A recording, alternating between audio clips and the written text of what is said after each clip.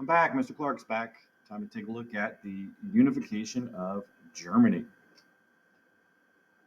When you look at the objectives for our discussion today, we'll be looking at the factors that promoted German nationalism. We'll analyze how Bismarck achieved German unification. We'll take a look at the German Empire under Bismarck. We'll look at some of the key policies of both Kaiser William I and William II, his son. If you look at the imagery at the top, you can see Bismarck in the top left corner, the proclamation of the German unification taking place in, ironically enough, Versailles in Paris after the victory against the French. You have an anniversary celebration on the bottom left and a Jewish temple in Germany on the bottom right. Okay, let's take a look at question 1.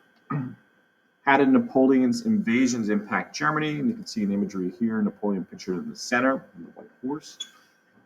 Napoleon had annexed German lands for France and disbanded the Holy Roman Empire.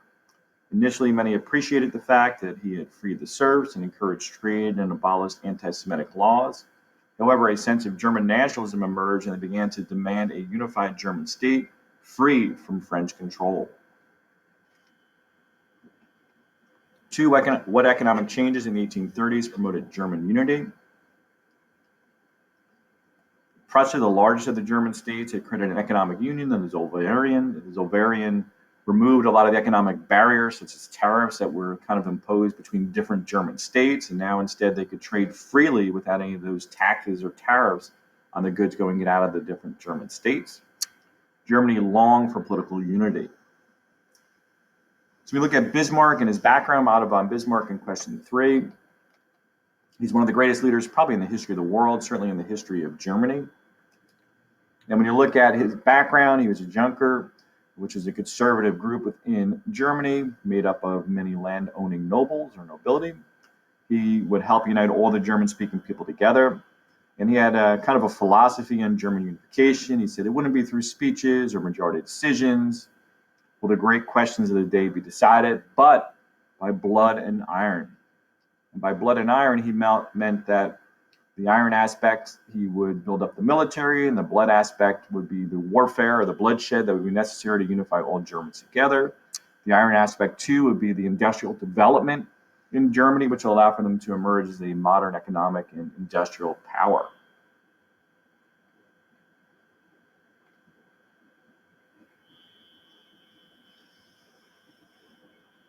In the early 1800s, where did German-speaking people live? Well, they lived in small and medium-sized states, with Prussia being the largest of the German states that had the most power. That's where Bismarck was based. Also included parts of the Austrian Empire.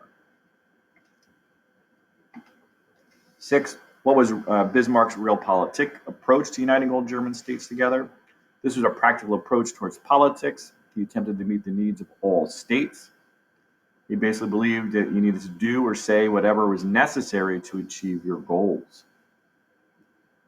When you think about realpolitik, this is not something that's just unique to Bismarck and Germany during the 1800s, but also many politicians throughout history have been very practical in their approach to politics.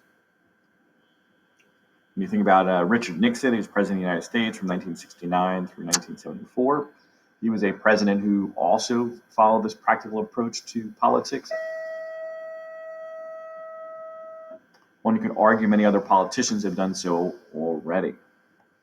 7. Explain how Bismarck's persistence in strengthening the Prussian army helped to unify Germany.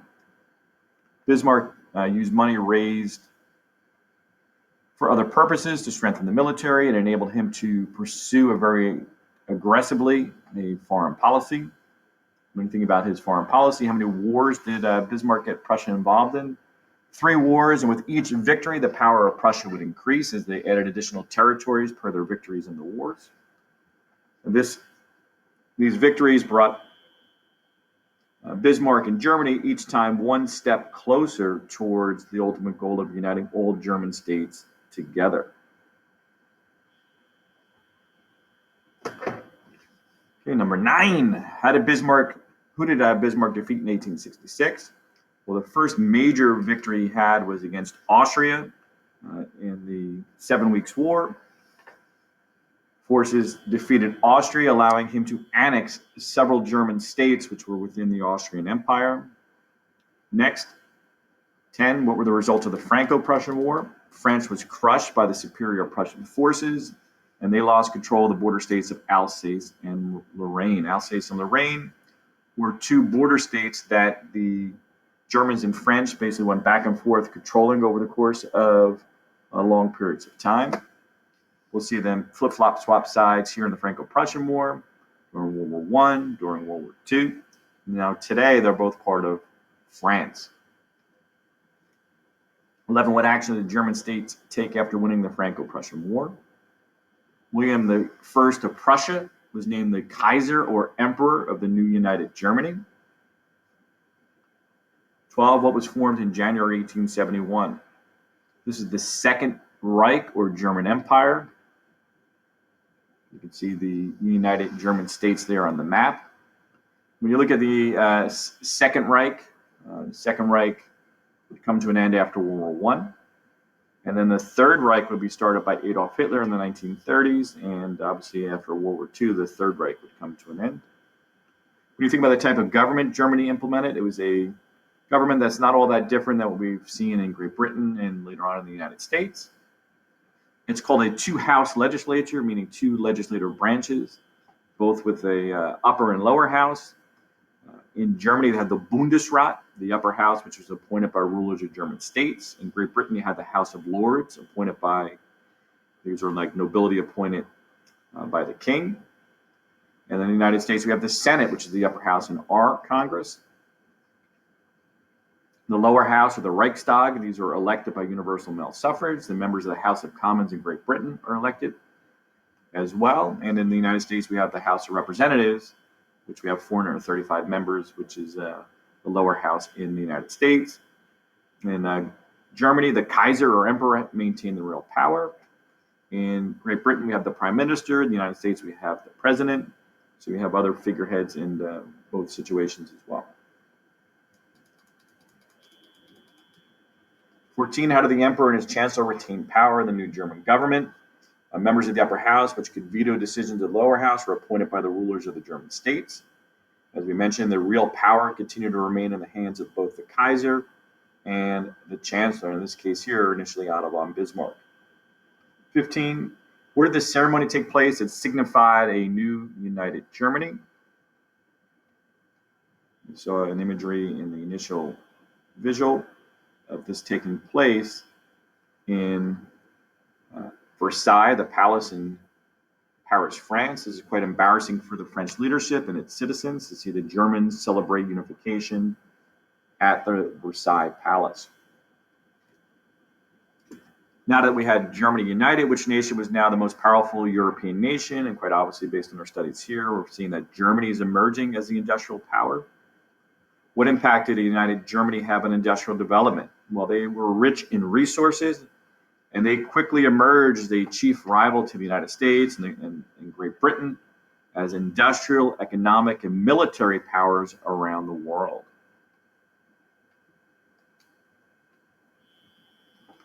'18, what factors allowed Germany to grow into an industrial giant? Well, they had a lot of different raw materials and equipment and machinery, and when you think about iron and later on steel, these are kind of the building blocks of the Industrial Revolution for Germany, as well as the rest of the modern world. Coal was the fuel source that powered the steam engines. An educated and able workforce. They had an expanding and growing population, both through increased life expectancy, but also through unification. Now they had many more German people united together. They built an elaborate railroad system that connected people and goods and allowed for the movement of raw materials as well. And the Germans also put a lot of effort into research and development of the applied sciences. 19, how did the German government support economic development? Well, they established a universal currency system, which allowed for them to more easily have commerce and trade move through the different German states. The banking system helped to organize the finances in Germany as well. They passed tariffs to protect German industries from outside goods. And their railroad system, as we mentioned, was a key component for their economic development. 20, what were Bismarck's foreign policy goals? Well, he wanted to keep France weak and isolated, and they did a good job of that.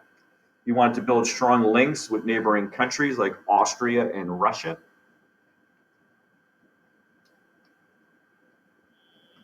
Why was Bismarck known as the Iron Chancellor? He earned this nickname because of his ruthless methods he had used to achieve unification, and because he was willing to crush any group that threatened or opposed the new German state. 22. What institutions did Bismarck have to deal with in Germany?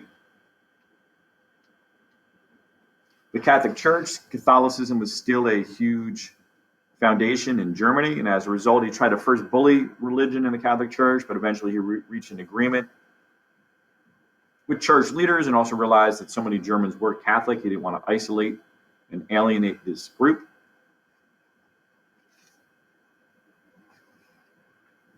Another challenge during this period of time was socialism.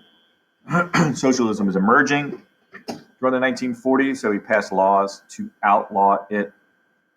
And when you look at the origins of socialism in Germany, of course, we had Karl Marx, who had written the book, The Communist Manifesto, in 1848.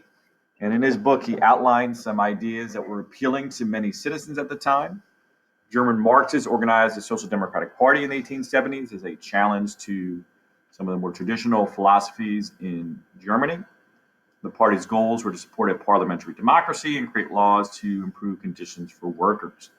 So Bismarck, seeing this, needed to act himself. So he came up with some social reforms that he hoped would appease citizens and kind of turn them away from socialism and allow them to be more supportive of Bismarck and the German leadership. He proposed, Bismarck, with question 24, health insurance for workers and for citizens, accidental insurance for those who might get injured on the job, and retirement benefits, all of which would be things that would appeal to the regular common German citizen. Things, too, that 150 years later, we're still struggling with within our own society: health insurance, retirement benefits, Social Security, things like that.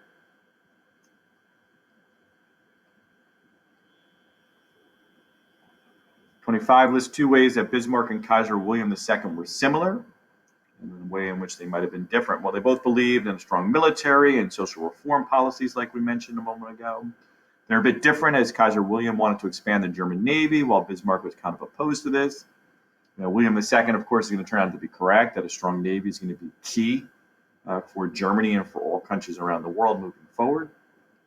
26, how do you think Bismarck may have felt after being asked to resign by William II? Well, first, taking in context, William II is very young and experienced. He felt a bit overshadowed. Maybe he didn't have necessarily the self-confidence that his dad had. So as a result of the younger leader, he felt that the country of Germany might look to Bismarck over William II. So he believed that in order for him to be a strong leader, he needed to remove Bismarck. So Bismarck was asked to resign. And Bismarck, of course, wasn't happy about this. He probably worried about the fate of Germany, since he did not agree with some of William II's foreign policies. He might have been surprised, maybe embarrassed, because his position was of such importance. And he had felt that he had done so much to unite all the German states together. Likely he had some degree of resentment towards William II for forcing him to resign.